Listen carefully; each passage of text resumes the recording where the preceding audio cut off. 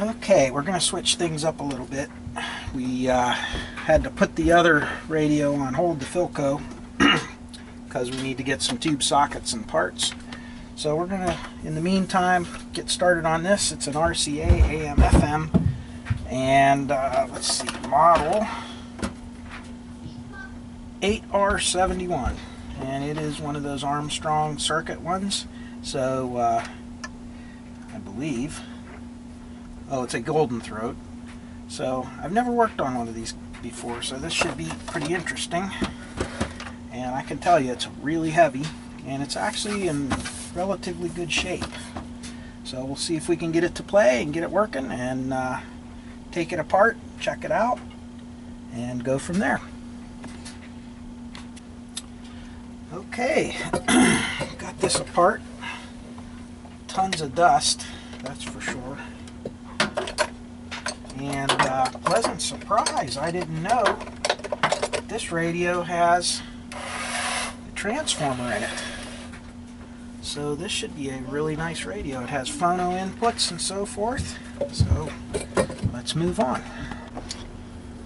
Okay, we've got it apart, and by the looks of it, it doesn't look like this has ever been worked on other than a power cord. Well, even the power cord somebody spliced on at the outside. So I would have to say this radio is completely original, other than some of the tubes being changed out. Definitely going to have to get rid of all these wax capacitors and so forth.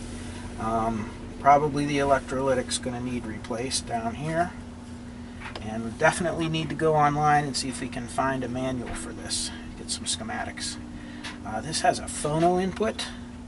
It's AM and FM, so it's quite complicated little radio.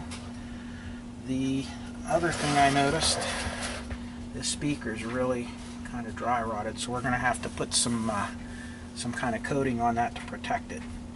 But other than that, I think we're going to be in pretty good shape with this one. So we'll move on. Okay, a little update here. We managed to get the speaker restored a little bit here, just to give it a little bit of protection. And now we're going to get ready to start looking inside here. As you can see, this thing's pretty original, and we're going to start, I think it's time to check some things out. I'm still on the fence whether I want to try to power this up slowly on a variac to see if it works, and then maybe try to recap it afterwards.